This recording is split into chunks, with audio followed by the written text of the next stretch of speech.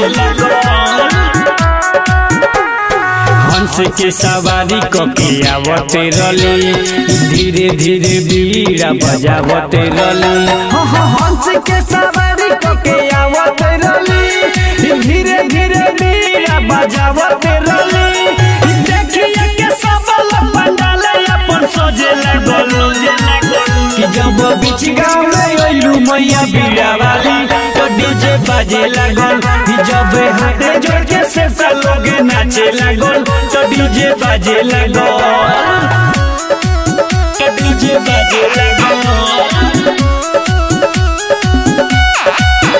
जब हाथे जोड़ के से लोग नाचे लागल तो डीजे बाजे लागल। विद्या के दाता हूँ माई सरस्वती होई पूजाई लेके फूल गोबती। ये सरवाली हई काली कहाली सरस्वती मैया के महिमा निराली। सरस्वती मैया के गाना देखो बाजे लागल कि जब बीच गाँव में अइलू मैया बीड़ा वाली तो डीजे बाजे लागल। जब हाथे जोड़ के से लोग नाचे लागल तो डीजे बाजे लागल। तो डीजे बाजे लागल। जब हाथे जोड़ के से लोग नाचे लागल तो डीजे बाजे लागल।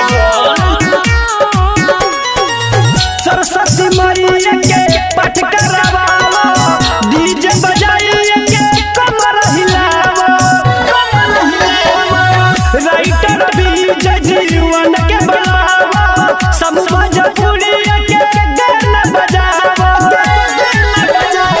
झूलू राजा देख पटाई कराव लागल कि जब बीच गाँव में अइलू मैया बीड़ा वाली तो डीजे बाजे लागल। जब हाथे जोड़ के से लोग नाचे लागल तो डीजे बाजे लागल।